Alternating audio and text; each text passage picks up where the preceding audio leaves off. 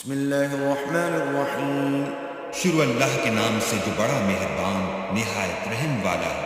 والنازعات غرقا والناشطات نشطا والسابحات سبحا ان فرشتوں کی قسم جو ڈوب کر کھینچ لیتے ہیں اور ان کی جو آسانی سے کھول دیتے ہیں اور ان کی جو تیرتے پھرتے ہیں۔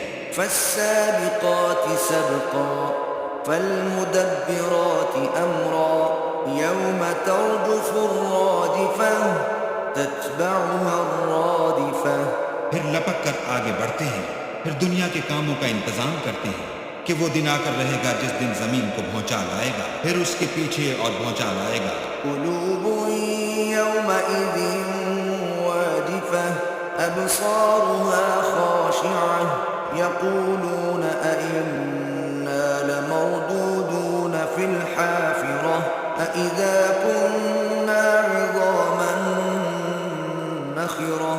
اس دن لوگوں کے دل خائف ہو رہے ہوں گے اور آنکھیں جھکی ہوئی، کافر کہتے ہیں کہ ہم الٹے پاؤں پھر لوٹیں گے، بھلا جب ہم کھوکھلی ہڈیاں ہو جائیں گے تو پھر زندہ کیے جائیں گے۔ قالوا تلك إذا كرة خاسرة فإنما هي زجرة واحدة فإذا هم بالساهرة هل أتاك حديث موسى۔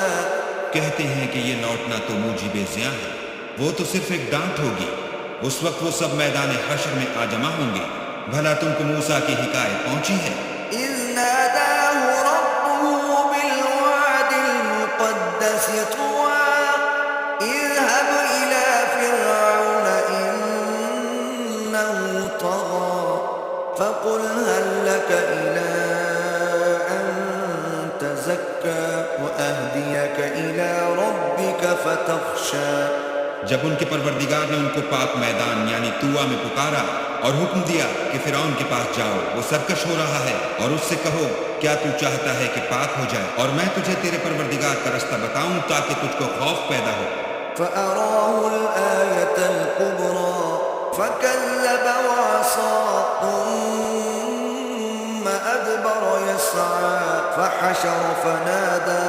غرض انہوں نے اس کو بڑی نشانی دکھائی مگر اس نے جھٹلایا اور نہ مانا، پھر لوٹ گیا اور تدبیریں کرنے لگا اور لوگوں کو اکٹھا کیا اور پکارا۔ فقال أنا ربكم الأعلى فأخذه الله نكال الآخرة والأولى إن في ذلك لعبرة لمن يخشى۔ کہنے لگا کہ تمہارا سب سے بڑا مالک میں ہوں، تو اللہ نے اس کو دنیا اور آخرت دونوں کے عذاب میں پکڑ لیا۔ جو شخص اللہ سے ڈر رکھتا ہے اس کے لیے اس قصے میں عبرت ہے۔ أأنتم أشد خلقا أم السماء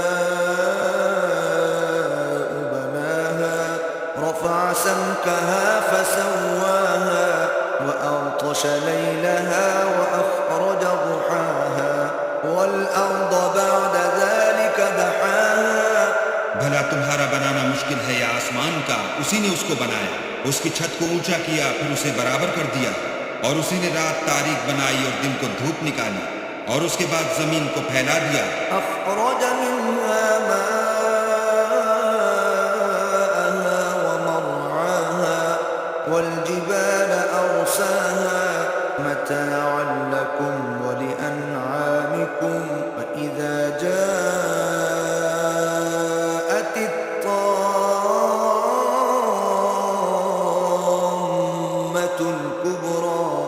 اسی نے اس میں سے اس کا پانی نکالا اور چارہ اگایا اور اس پر پہاڑوں کا بوجھ رکھ دیا، یہ سب کچھ تمہارے اور تمہارے چار پایوں کے فائدے کے لیے کیا۔ تو جب بڑی آفت آئے گی، یوم یتذکر الانسان ما سعى وبرزت الجحیم لمن یرى فأما من طغى وآثر الحیاة الدنیا۔ اس دن انسان اپنے کاموں کو یاد کرے گا اور دوزخ دیکھنے والے کے سامنے نکال کر رکھ دی جائے گی۔ تو جس نے سرکشی کی اور دنیا کی زندگی کو مقدم سمجھا، فإن الجحیم هی المأوى وأما من خاف مقام ربه ونهى النفس عن الهوى فإن الجنة هي المأوى۔ يسألونك عن الساعة أيان مرساها اس کا ٹھکانہ دوزخ ہے، اور جو اپنے پروردگار کے سامنے کھڑے ہونے سے ڈرتا اور جن کو خواہشوں سے روکتا رہا اس کا ٹھکانہ بہشت ہے۔ اے پیغمبر، لوگ تم سے قیامت کے بارے میں پوچھتے ہیں کہ اس کا وقوع کب ہوگا۔